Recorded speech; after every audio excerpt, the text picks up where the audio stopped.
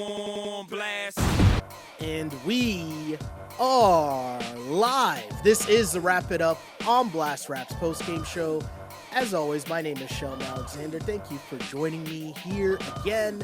As always, this episode of Wrap It Up is brought to you by Clean Cuts Barbershop, 2013 Danforth Avenue in the East End of Toronto.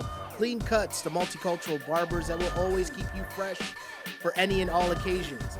So go see Skip and the crew. And as a wise man once said, tell them that I sent you. Check them out on Instagram at Clean Cuts Toronto or give them a call, 416-917-4833 to book your appointment now. Well, speaking of being fresh, one man was super fresh tonight. Pascal kept it spicy.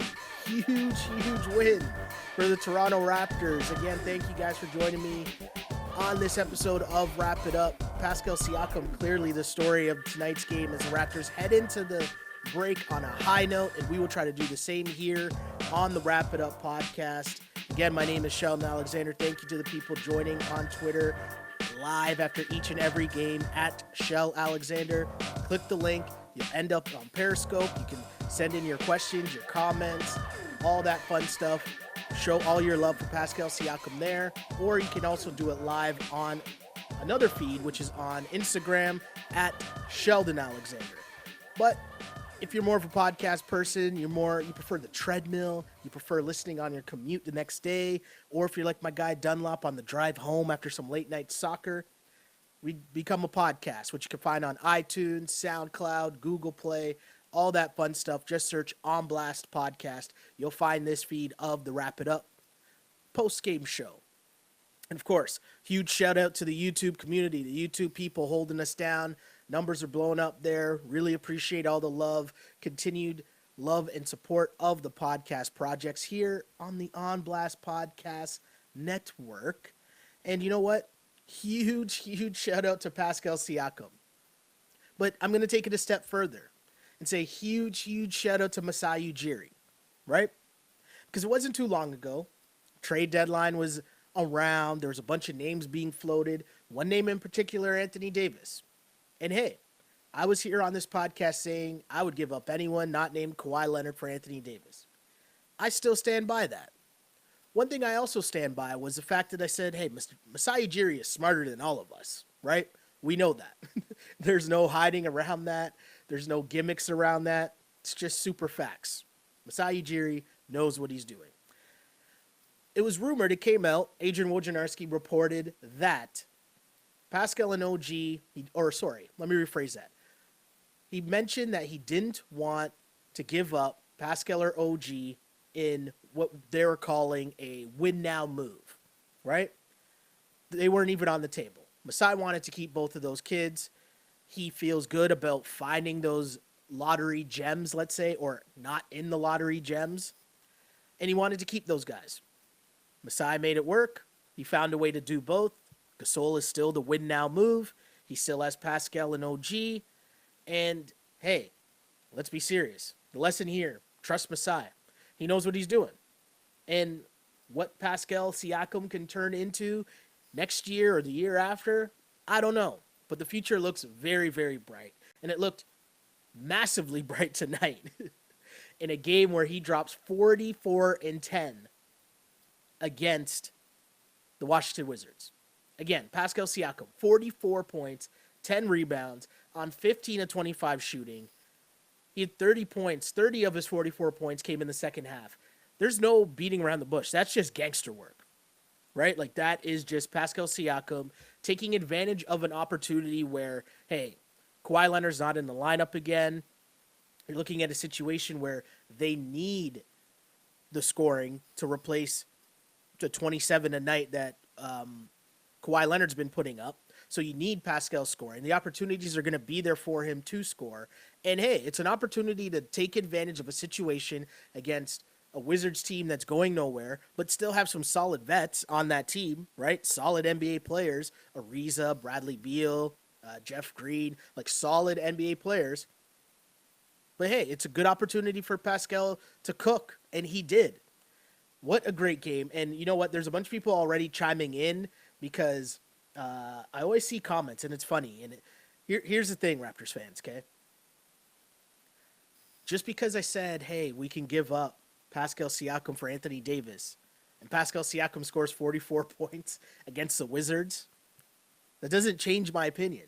It's okay. Both of those things are allowed to exist. He still isn't as good as Anthony Davis, and that's okay. He's still a really good player, and we are all happy that Masai Ujiri was able to get Marc Gasol and keep Pascal Siakam on the team, right? Big time night for Pascal Siakam. As the post-game interview stated, should he go out and party tonight as a big time game for Pascal to celebrate. But tons of comments coming in early, so I'm going to try to get to the comments.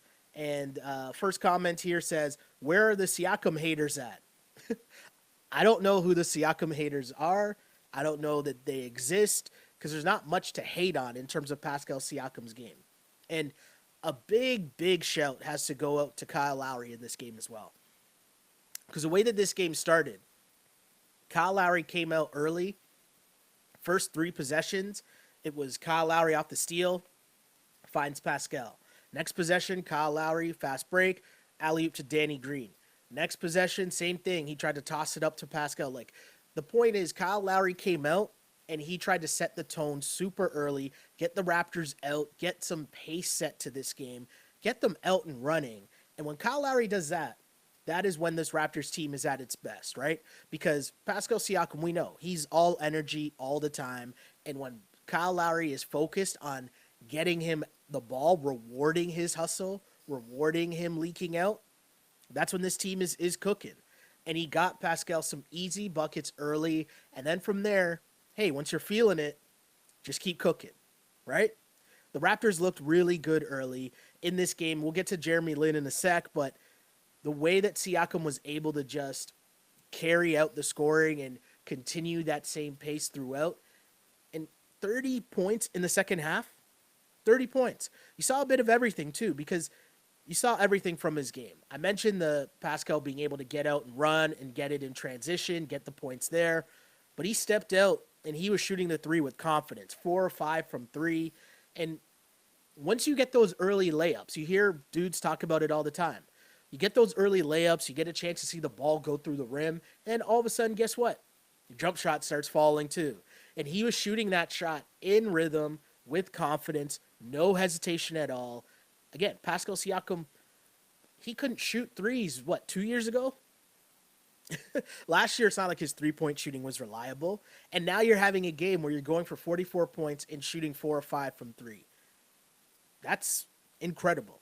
That is, you're seeing the genius behind Masai Ujiri, because the way that he built this team, the way that this team is set up to handle this season's situation of, well, Kawhi Leonard, you got him for a reason of trying to get to the NBA Finals, get this franchise farther than it's ever been in the existence of the organization. But you also knew coming in that it was a risk, and you might need to ease the minutes or ease the quote-unquote, everyone's favorite term, load management of said Kawhi Leonard. So you needed to have guys that are ready to step up in that absence. And Siakam has done that and more, right? He's been able to fit in when Kawhi is there and put in work. He's been able to still remain and be an energy guy and play solid defense.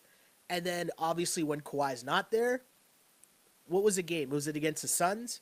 When they ran the clear-out ISO for him at the end of the game, you can see the trust factor that Kyle Lowry has now with Pascal Siakam to let him go. You can see the trust that the coaching staff has with Pascal Siakam now to let him go. Dude still had 3 blocks in this game, so he's still doing it at both ends of the floor. Active on the glass, mentioned, 10 rebounds. Dude is everywhere. Dude was everywhere. And I know people want to talk about should he be in the All-Star game, all that fun stuff. Like, you weren't going to have 3 All-Stars for the Toronto Raptors. And I know that you might think, hey, you're going to put Siakam over Kyle Lowry. You got to remember, it's coaches, and the coaches make a lot of picks, and when it comes down to that, they're always going to lead to the vet over the young buck, who you would anticipate, if this trend continues of what Siakam is showing us, he has a lot of time to make more All-Star games, right? Is that in his future? Hey, tonight was a game where it definitely looked like that because he balled out in this game. It was crazy. Let me get some more comments here. My guy Richie says, extra spicy game today. Totally true. Is a dog with the extra G's. I'll emphasize because it says dog. A lot of extra G's there. Another comment, 43 had 44. Totally, just work from Siakam there. More comments from Instagram. Like I said, Siakam is 3 people on the court. He's getting better on each possession. Super true. I mean, the thing is with Siakam, the way that he's able to do it in so many different ways as his game continues to develop, it's kind of scary at times. Because if he's shooting that 3 with confidence, man, the scouting report's going to be out in the second half. So the more that he adds to his game, the better it's going to be going forward. Because remember early on when Siakam was just bursting on and we were starting to get surprised, like, whoa, what do we have here? And it was always him driving and the spin move, and that was kind of the go-to. And then it's like the rest of the league kind of caught up, and we haven't really seen as much of the spin move as we saw early on. It's interesting, no? Because you're just showing the growth of his game. And hey, if you listen to the Ball on Blast podcast from last year, Webby and I were talking from last year about how Siakam should be taking Serge Ibaka's minutes.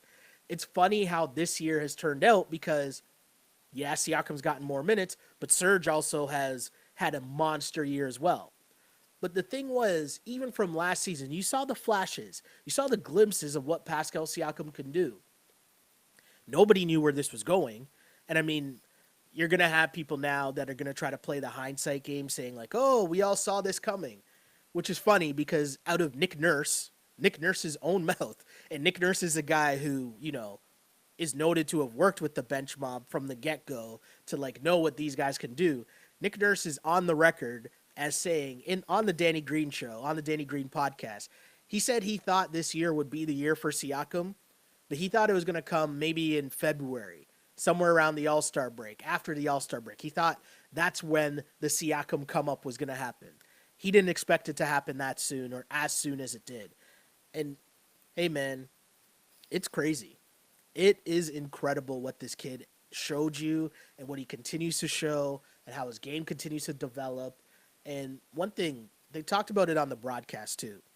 The credit for the organizational depth of the Raptors, meaning what they did with 905, they mentioned it on the broadcast. And you have to give Masai Ujiri and company credit for what they've done with 905 because you're getting late round picks, but now you're developing those guys. And how many of those guys became either assets that you were able to trade or guys that you were able to plug into your lineup and show out consistently? Because you could argue Pascal's been the most consistent Raptor just in terms of he's been in the lineup the most consistent, right? Lowry and Kawhi have both missed games. I'd still say the MVP of the Raptors first half, I'd still say it's Kawhi Leonard because, I mean, dude is averaging career highs at 12, 7, and 3. Like career highs in points, rebounds, and assists. I think people are sleeping a little bit on Kawhi and what Kawhi's done for this team this first half. But with that said, I still think Kawhi is the MVP of the first half. But what Siakam has done is clearly crazy. And the reason why people are so, hyped up about it was because they didn't see it coming. And that's okay. That's okay. Like, it's just one of the added bonuses of how great this Raptors season has been. Because you're seeing the moves of Masai Ujiri, whether it's bringing in Kawhi, whether it's adding Danny Green into the trade, whether it's keeping Siakam and OG. These are all moves that Masai Ujiri and Bobby Webster have made, and they've looked great. Right? It's just been an interesting thing to see, an interesting thing that, if you're the Toronto Raptors and you feel like this has been a game where, you're seeing everything from the Toronto Raptors, you're seeing everything from the development of Pascal and OG. You got to give OG a lot of credit in this game too. It kind of sucks that because we're talking all about Pascal, and he deserves it. Great night for Pascal. but it kind of overshadows OG having the best game of his season as well. OG off the bench, 22 points, 4 of 8 from 3, 9 of 14 overall. OG with 22 points off the bench. And in what world are we thinking? Again, this is going to player development of the Toronto Raptors, right? Because in what world, if I was going to tell you that there was a game and you had 2 Toronto Raptors, one of them go 4 of 5 and the other go 4 of 8, and I let you guess who those 2 players are, how long would it take you to guess Pascal Siakam and OG Anunoby? Right? These are 2 guys that their 3-point game wasn't there a year ago. And now you're seeing games like that. That's a credit to them for working hard and putting in the effort in the gym. But it's also, you got to give credit to the Raptors organization and developing talent. Because that's a big thing. It's the NBA. All these guys are good. All these guys can play ball. But development is key. Organizational depth is key. 905 has been key. And you're in a position now where OG's balling. Cool. They just brought in Jeremy Lin. We know Norm has had a pretty good season to date. Freddie's going to come back at some point. McCaw had a good game last game. He's going to be back in the lineup, you'd assume, after the break. There's going to be, like, everyone talked about the Raptors giving up depth in that trade to get Marc Gasol. They gave up their depth.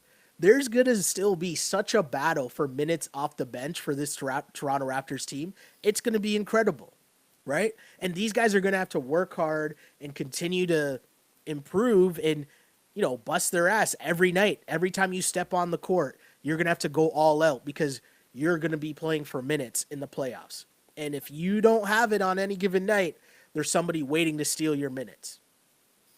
Awesome job by the Toronto Raptors tonight, and awesome job by the 2 young bucks, Pascal and OG. It's crazy, but again, Masai looks like a genius, right? Didn't want to give up the 2 young bucks, and those 2 young bucks in a game where there's no Kawhi. You're kind of shorthanded because now Freddie's out. Jeremy Lin's playing his first game after not even practicing with the team. He probably had a walkthrough today. But to get that from your young bucks, that is showing organizational depth. Great job there by Masai and company because it's an incredible performance. Let's get some more comments here. I'll go to Twitter. Twitter says, what do you think about Kawhi sitting out, though? Is he fully down with us, with our squad, or actually injured? So Kawhi Leonard sat out tonight's game with a sore left knee. And here's my thing, okay? If Kawhi Leonard wasn't going to play in the All-Star game, right? And let's say he has an injury so that he doesn't play in the All-Star game, or this whole load management thing. He can't sit out the game before the All-Star game with load management and then not play in the All-Star game. Did I say that right? For him to sit out, he's going to have to be injured or just, you know, I guess make a deal with the coach to not play him in the game or play minimal minutes.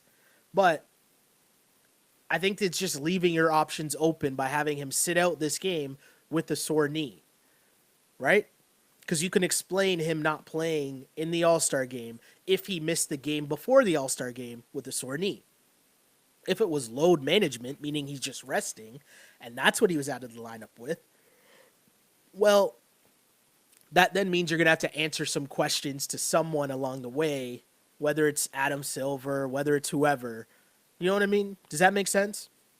But overall, to be really honest with you guys, I know this has been a huge topic of discussion about Kawhi playing tonight or not playing tonight. Is he going to play in the All-Star game or not play in the All-Star game?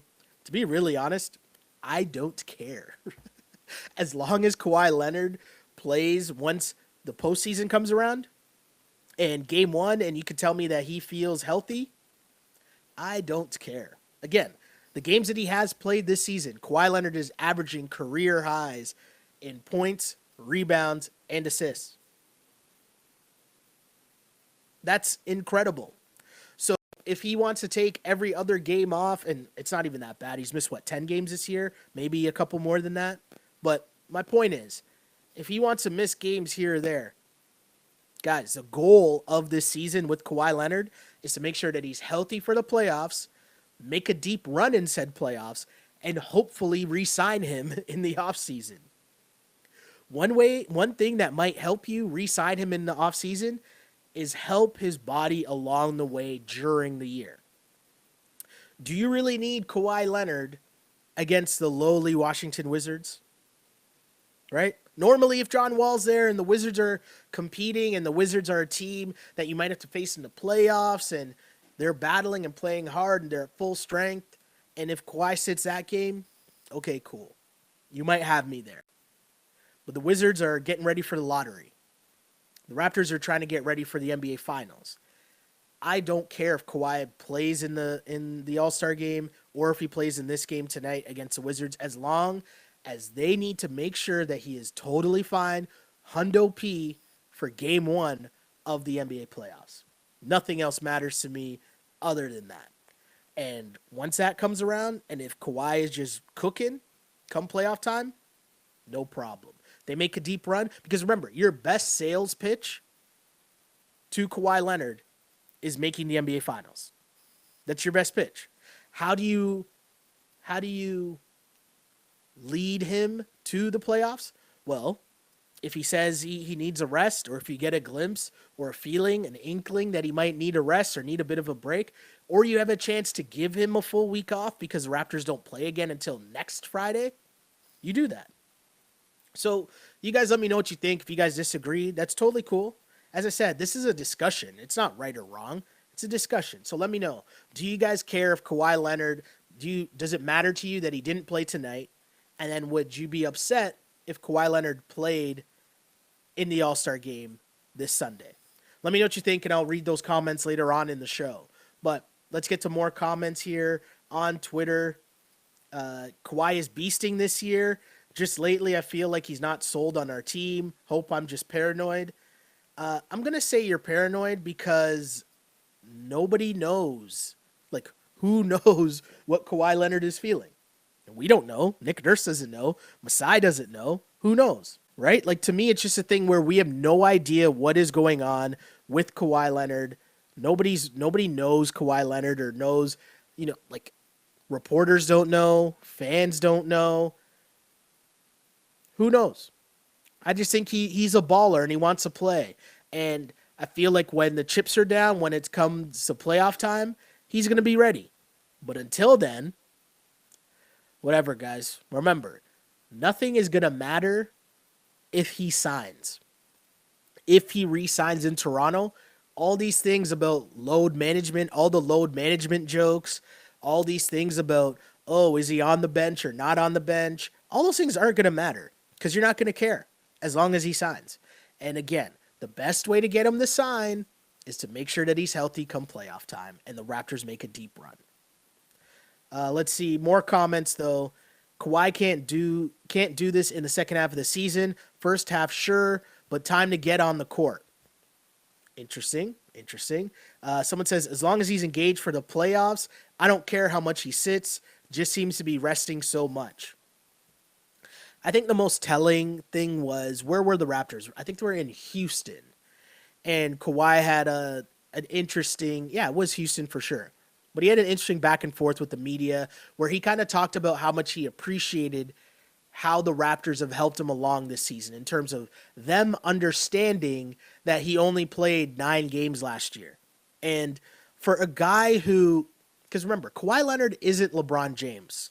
And what I mean by that is when you watch LeBron James play, if you're a fan of the Ball on Blast podcast, you remember last year's playoffs, and we broke down the stats. There was a stat that tracked, I don't want to say effort, but it tracked the speed in which players played throughout the whole game, right? And it divided it up into three stages. It was basically, if you're walking was slow, then it was medium, how much times you're running, but you're not running your fastest. And then the top tier was, you running your fastest. And it broke it down into percentages. And the reason why I'm saying he's not LeBron James is because the stat last year was the fact that LeBron James spent the most amount of time than any other NBA player in the playoffs last season basically walking, right? So with LeBron basically walking, he's still putting up crazy triple doubles and leading the Cavs to the NBA Finals. What that means is LeBron James does a really good job of pacing himself in a game and taking defensive possessions off, taking offensive possessions off, and figuring out a way to keep his own quote unquote load management during actual games while he's actually on the floor. So when I'm saying that Kawhi Leonard is not LeBron James, what I mean is when you watch Kawhi Leonard play, for the most part, he's on the floor and he's playing hard on both ends of the floor. He's playing solid defense, guarding the other team's best or second best perimeter player. He is, going one-on-one. Like, he's involved in every single play or most of the plays on the offensive end. But bottom line is, if you tracked his stats of how hard he's going when he's on the court, it's not going to be anywhere near the LeBron James. Am I making sense here? He's just a different style of player. So that's why you'll see Kawhi Leonard sit out games, because it's tough to manage someone's minutes, right? If you're going to say, hey, we're going to play Kawhi, but we're only going to keep him to 25 minutes. That's hard to do because you just get caught up in the game. You get caught up in the situation. And you might want to extend his minutes because, oh no, we're losing. We want to get back in the game. Let's extend his minutes here. And that's not really going to work. So the best way to try to keep his minutes down is just, hey, sit out this game. Invent this term, load management. Where did that come from, by the way? Who invented load management? That's what I want to know. Right? I really want to know that. Who invented the term load management? Where did that come from? Anyways, I hope I explained that properly, because I think that's the biggest factor that we need to take in. The reason why Kawhi Leonard, and I know this is a bad year to make that LeBron James comparison because LeBron just took a full month off in the middle of the season, but I'm talking about go back to last year's LeBron James. And if you watched, I wish I had the stat quickly. I got to look it up. Maybe we'll talk about it. I'll bring it up tomorrow with Webster because we're going to do we'll do like a first half wrap, second half preview on the Ball on Blast podcast tomorrow. But again, the point is LeBron is just a different kind of player than Kawhi. Kawhi is going all out. Kawhi is a different beast in terms of how he plays the game, right? LeBron is probably way more physically gifted, so he can cheat, for lack of a better term. But instead, Kawhi, he gets to where he's at through effort, through hard work, through going hard each and every time, right? But anyways, let's get to some more comments right now. Let's see what's going on here. Someone says, mad at the 2-on-1s called offensive fouls. He could have had 50. I mean, that would have been a thing. Pascal Siakam going for points, that would have been a thing for sure. Nice hate, Sheldon. Sorry, they correct themselves. Nice hat. That's a solid typo. I respect that typo. Or it's just shade masked as a typo. I don't know. Maybe this person could let me know. But let's see, more comments. You always take away props from Siakam. I don't know how I took away props from Siakam. I don't know how I could take away props from Siakam.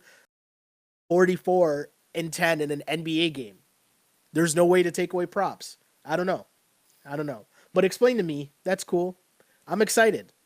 Someone says, you can't mention Serge, so you mention the GM. Oh, by me saying shouts to Masai. What? Masai put Siakam and the whole team in a position to succeed. There's no hate on Siakam, okay? Siakam put in gangster work. That's all I can say. That's all I'm saying. Siakam put in mega work. And the point I was really making about the Anthony Davis thing was, it's Anthony Davis. You give up anybody for Anthony Davis.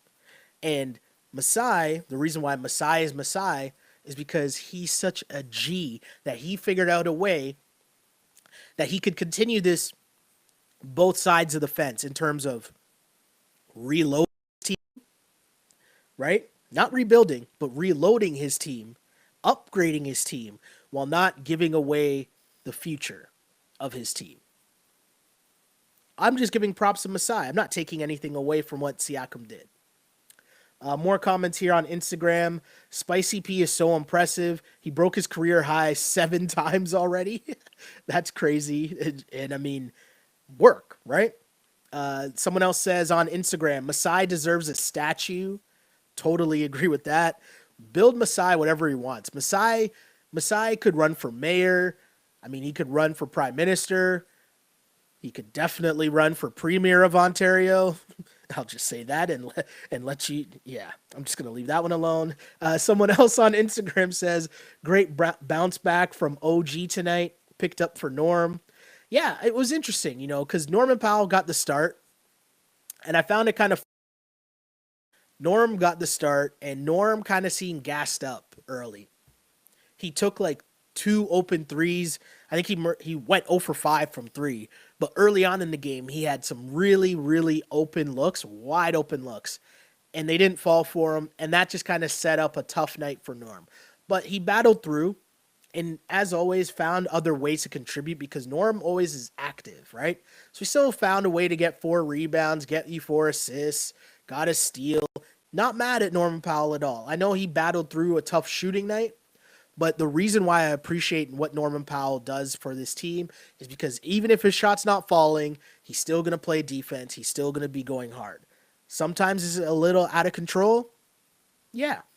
But as we see with Siakam, right? You got to take the good with the bad. And you appreciate the aggressiveness when your shot's not falling. Keep trying. Keep finding other ways to contribute. Jeremy Lin, I see someone. Oh, let's go here. Comment here on Instagram says, yes, big Lowry for real. Kyle Lowry had that look in his eye tonight. Kyle Lowry's been fired up the past few games. It's almost like the trade deadline and getting Marc Gasol, or maybe not getting traded after his name was in rumors for a bit. I don't know. But since the trade deadline, Kyle Lowry has been super aggressive. 14 points, 13 assists tonight, 3 steals. He shot 4 of 12 from the floor, 4 of 10 from 3. But from the beginning of the year, I've stressed this to you guys. The biggest key, I'm not worried if Kyle Lowry's missing shots. If he's missing shots, whatever. That's fine. I trust that he's a good enough shooter that the law of averages will prevail and he will have more he will have more good games than bad games, right? But the key to Kyle Lowry is he aggressive? The Raptors just need Kyle Lowry to be aggressive. And you see that when he's driving to the basket, trying to get to the line. When he's taking those deep dagger threes in rhythm, like no hesitation. And you saw him attempt those, but also make those. And he had a couple like rally stoppers there as well. A great night by Kyle Lowry. Just a great job by Kyle Lowry. And 13 assists. That is your point guard saying, hey, we're without our leading scorer. I need to make sure that I get everybody going. I need to make sure that I get everybody involved early. And he focused in on Siakam, and it was great. And there were some plays where it kind of looked like he was running the 2-man game that you would see him run so often with DeRozan last year. And it's a credit to Siakam that he's able to fit in and make those plays work. But credit to Kyle Lowry tonight. And because you didn't know what you were going to get from Jeremy Lin, right? Jeremy Lin signed earlier on in the day, and he's in the lineup. Word came out as well that Fred VanVleet is going to be out 5 weeks with, tendon issue in his left thumb. So if you're Kyle Lowry, you know that a big game is needed. And credit to Jeremy Lin. Jeremy Lin did not look lost at all. Played 25 minutes, 8 points, 5 rebounds, 5 assists, a steal, a block. Jeremy Lin just found a way to fit in and play. But they talked about it on the broadcast, and I'm going to repeat it here because Jeremy Lin and Marc Gasol are NBA players. They're NBA veterans, right? So, yes, the Raptors might have a bunch of different sets, and they might have a bunch of different, things that they run or plays that they run. Like said, in the NBA, sometimes as long as you have the pick and roll to fall back on, you're going to be good. One thing that Jeremy Lin can run perfectly, maybe even the strength of his game, is the pick and roll. But again, Jeremy Lin is here to be your backup point guard, right? It was funny to hear people's conversations today about Jeremy Lin, and people are fired up about Jeremy Lin being on the Raptors. And it's funny to me because even when he checked into the game, he had a And the fact that Jeremy Lin's standing ovation was maybe louder than Marc Gasol's is ridiculous, right? Because you're talking about who will be eventually your starting center in Marc Gasol and your second or third best player in Marc Gasol, comparing that to your backup point guard, maybe now your backup point guard in Jeremy Lin. And hey, good problems to have because it's just over depth. But let's relax here on the Jeremy Lin stuff, right? Like 8 points, 5 rebounds, 5 assists. If you get something along those lines every night, you're ecstatic. Are you expecting that from him every night? No, but you'll take it when it comes. All good, solid night. Again, another example of Masai Ujiri being a G. That's not me taking away from Jeremy Lin. That's me bigging up Masai. Someone says, second quarter was so bad, the third quarter is what won the game. That is totally true. Shouts to Austin. Austin's normally in here. I don't know. Austin says, I know sometimes from prior podcasts, Austin has chimed in before and said that he's normally watching while he's at work, I think. So shouts to you, Austin. I probably shouldn't have said that, actually. Maybe, I hope your boss isn't watching or something. I didn't mean to bait out your scene like that, Austin, but appreciate the comment. But Austin's point makes sense. The second quarter was crazy. The way that this game played out, the Raptors led after the first quarter. Things were going good. And then all of a sudden, the second quarter came, and yeah, I don't know. I mean, the one highlight I had written down from the second quarter was Marc Gasol has a floater in his game. I was like, what? How this guy drive to the basket on a fast break and shoot a teardrop that went in? It's just like, this is crazy. Also cool in the second quarter was getting a chance to see Serge and Gasol play at the same time, because that could be a lineup that we see at some point as well, depending on matchups in the playoffs, right? One thing I found interesting about Gasol's game, you look at the big guys that were getting minutes for the Wizards, and Gasol didn't look out of place at all. And at certain points, you would have to have Gasol guarding, whether it was Jeff Green, didn't look out of place. Bobby Portis didn't look out of place. Jabari Parker didn't look out of place. And those are the guys that you would think the matchups would take Gasol out of the game. Those are the guys that definitely the matchups would take JV out of the game. But again, I'm not here to compare JV and Marc Gasol because that's not even a conversation. It shouldn't be a conversation. Just a reminder, Raptors fans. But anyways, yeah, to Austin's point, third quarter, the Raptors make, because at halftime, right? You got to remember, the Raptors were up 10 in the first half. Wiz go on this crazy run, and the Raptors ended up they were losing 65-59 at the half, down 6 at the half. Raptors shot 38%, while the Wizards shot 51% in the first half. And Norm and Kyle Lowry started that game 1 for 9 from 3, 2 of 13 shooting. Meanwhile, Beal himself had 16 points. Third quarter, though, was the Spicy P show. And Spicy P put in work in the third quarter. He had 19 in the third. But the key was the defense. The Raptors started playing defense. We've been saying it all year. When the Raptors are at their best, the reason why the Raptors will be good, the reason why the Raptors will do really well in the playoffs is because they play defense. And you saw that in the third quarter. They decided, hey, we're gonna tighten things up on D. We're gonna turn over the Wizards, and we're gonna get out and run. And that's what happened. That's when the whole game turned. From Kyle Lowry getting turnovers to Siakam getting turnovers. It was just a great run. You saw plays where Kyle Lowry was feeling it, and it was from the defensive turnovers that he was able to create, and then he's stepping into those threes in confidence, right? He's taking the heat check three. He's leading the fast break, diving it off to Jeremy Lin. Third quarter turned the game around. Raptors put up 42 points in the third quarter. They finished off the third on a 35-13 run. And that was the game. And yes, shouts to you, Austin. Hope you're still here tuning in to the podcast. Appreciate it. Let's see. More comments here. Let's hope Pascal has a good all-star break. We voting my guy in next year for sure. Yeah, that's definitely going to be a thing. People were ready to trade Pascal and OG.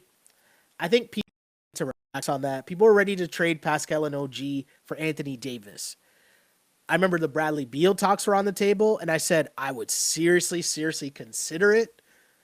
And, I mean, you're watching a game tonight, and how can I have the same opinion after watching that game tonight? Hey, I can admit when I'm wrong. And I can also admit that Masai Ujiri is much smarter than me. And thank the heavens for that. Let's see. More comments. Yeah, someone else agreeing with saying you still do that in a heartbeat. You trade them for Anthony Davis. Someone says Pascal was always hard to trade. OG not so much, but he did have a massive game tonight. Totally true. Huge shout to OG. Big time game on both sides for all of these guys. Oh, here comes Bomber. I see Bomber in here saying, this is why I'm not trading Siakam. You know I said this. Again, I was only on board saying, yes, I would definitely trade Siakam for Anthony Davis. This is weird. Text message just pops up saying, would you still trade Siakam for Anthony Davis? What is going on? I love Raptors fans so much. It's so amazing. It's so good. It's like, yes, I would still trade Siakam for Anthony Davis. But you know what? That's not on the table anymore. So cool. I'm happy that he's here to put up 44 on the Wiz. Shouts. Let's see. Someone says, I'm cool with the Kawhi narrative. I totally agree with that too. More comments. The Spurs kind of rushed Kawhi to come back without realizing Kawhi didn't recover 100%. The Raps are trying to make sure they take care of Kawhi. Exactly. And that's all. That's the most important part of all this, right? Totally true. Someone says Kawhi's uncle is the one that came up with load management. I still think the Uncle Dennis narrative is the funniest thing because I haven't heard anything about Uncle Dennis in Toronto. Also, again, why do we even know about Uncle Dennis? That's such a Spurs thing. That's such a thing that leaks when you're trying to push certain narratives out there. Because I don't know anything about Uncle Dennis. Haven't heard him. Have they even shown him during a game? I don't know. But I just find that narrative so funny. And also people making all these comments about it when like you have no idea what Kawhi's life has been like and the role that that man has played in his life. But I'm always like thrown off by that because I feel like what the Spurs did in terms of painting that narrative about Uncle Dennis, I always found that kind of slimy. Not kind of slimy, real slimy. Because what did we learn from Kawhi, right? Think of the Nick Nurse stuff. Kawhi could have handled that in a totally different way. And he's on the spot being told about Nick Nurse calling him out in the media. And he was just like, oh, no, that's good. It's good to have a coach that does that. Keeps you on your toes. Kawhi seems to be a good guy and a fun guy. Not mad at Kawhi. Not mad at Uncle Dennis. Because I don't know Uncle Dennis, and neither do you. Someone's asking if tomorrow's podcast is going to be live. No, it will not be live, but you'll be able to hear it Friday morning for your commute. It will be ready. Ball on Blast podcast. Check it out. It's on the same feed wherever you get this podcast as well, on iTunes, SoundCloud, Google Play, and YouTube. Check out for that or follow me on Twitter, Instagram. You'll get links there as well. Someone talking about the refs missing a lot of calls. That's the NBA every single night. Did you see the Bradley Beal traveling call? Right? Oh, man. Someone says, who else thinks Kyle Lowry takes the most reckless shots? I mean, it's when he's feeling it. I'm not mad at those Kyle Lowry shots because those shots to me signify that he's being aggressive, and I'm okay with him taking that. Because those are also the threes that are the back-breaking threes to the other team, right? But when they miss, as someone points out here, they are bad misses. Let's see some more comments here. There's a lot of comments. Again, shout to you guys. Thank you so much for tuning in. Really appreciate it. Just realized how long I've been talking for. And I never mean for these podcasts to go that long. And then that ends up translating into, you know, me rambling and being extra hype, probably repeating myself and sounding like a moron. But then I have to remind myself, hey, let me get some comments in because I really do appreciate all you guys tuning in and getting more comments out there and getting your takes because I want to hear what Raptors fan base is saying too, right? And what we're thinking just in terms of the best year in franchise history. Because again, this season, people, enjoy it. right? I was having the conversation with my boy this year and earlier today. And it's like, there's so much focus on, oh no, they gave up JV, or they gave up this person, or that person, or, oh man, did you see all the former Raptors in the game last night? It's like, whoa, whoa, whoa, whoa. Stop. Take a deep breath. And think about the fact of how many Raptor games you watched involving Andrea Bargnani, or trying to talk yourself into Jamario Moon, or Sonny Weems, or Jose Calderon. And now you're looking at a Raptors team where Kyle Lowry is going to go down as one of the best Raptors ever, right? Kyle Lowry is probably, the third best player on the Raptors right now? If you say Siakam, maybe the fourth best Raptor player right now?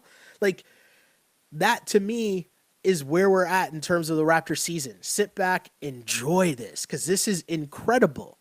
And the Marc Gasol move, if you're not excited about that yet, understand this.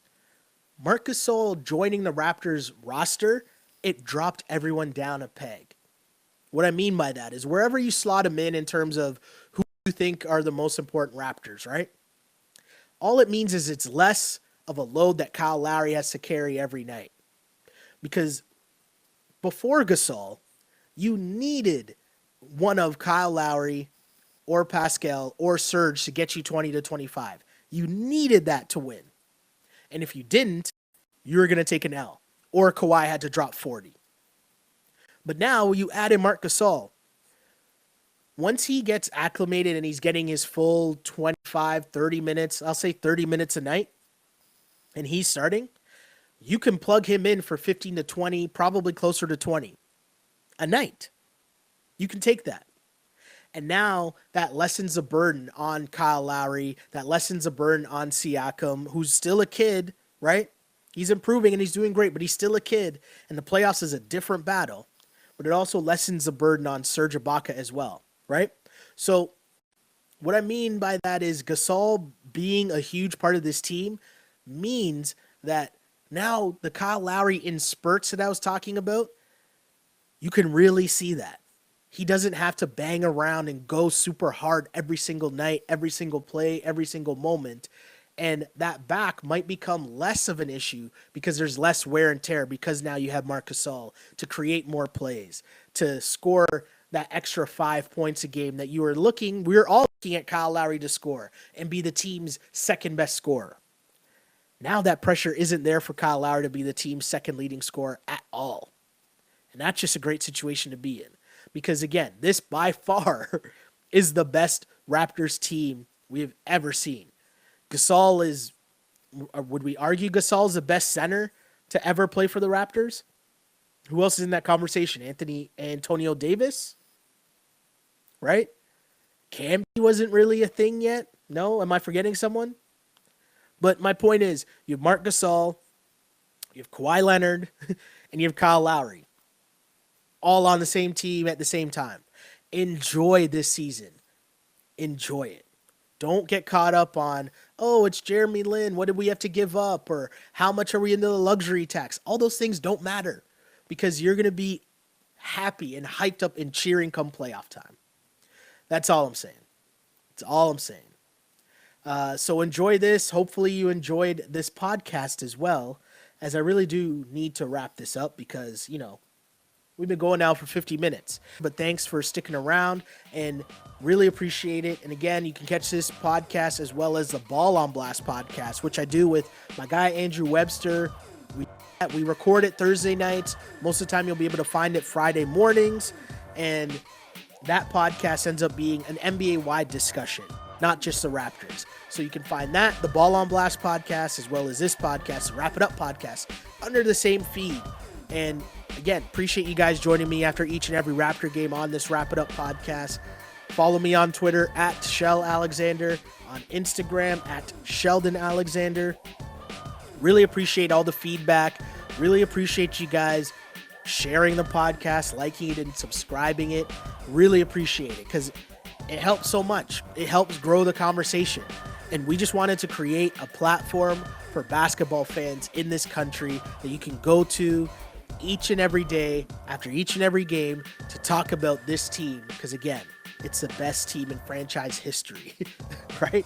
The We the North movement is here, and it's legit, and it's real. There's a dope article on ESPN by Tim Bontemps, and it just talked about how, what Masai Ujiri was trying to do was be real, be a real finals contender.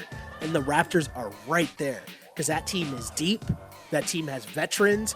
That team has, championship pedigree. That team has young bucks. Like, the Raptors have a little bit of everything. This is going to be a great ride. Just enjoy it. And again, I hope you enjoyed this podcast. I'm going to stop rambling now because I'm just too hyped. And I don't know what I'm going to do for the next week without basketball, right? I'm going to be so excited for the next game. I don't know what I'm going to do. But hopefully you guys will be back with us after the All-Star break, because the first game after the All-Star break, DeMar DeRozan's return to Toronto. That, my friends, will be a lot of fun. Maybe we'll talk about that on tomorrow's podcast with Webby, or send me your comments. What do you guys think of the reception DeMar DeRozan will receive in his return to Toronto? I can't wait.